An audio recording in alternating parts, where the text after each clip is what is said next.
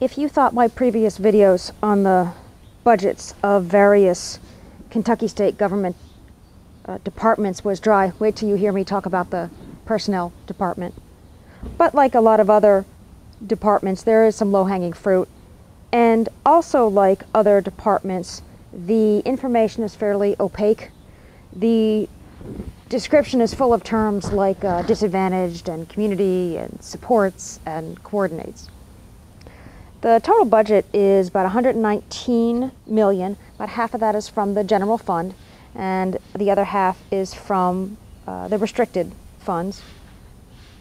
It's for general operations, which of course I cut by 10%, and it's for workers' comp coverage for most Kentucky state government employees. But I also came across something called the state salary and compensation fund. It was $35 million, and it went up by 65% for next year to, I think, $68 million. And I read the text, and it was something vague like, this fund is to support the salary and compensation policy of the state.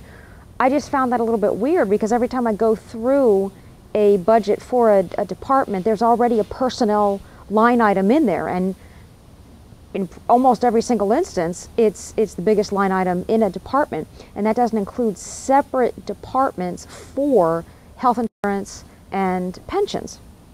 So until somebody tells me what's going on with that, I'm cutting that. And I also found $1.7 million in like what was it called?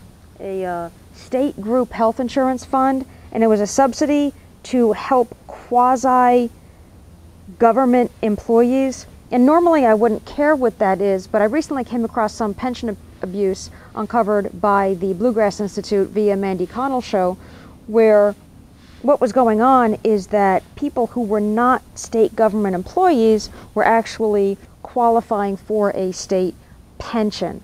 And I'm talking about employees of credit unions and employees of the Kentucky Education Association. So far, my running total is a little bit north of $400 million. I went back and whacked the Governor's Ethics Commission because they don't do anything. That's $500,000. So I got enough money for a bridge.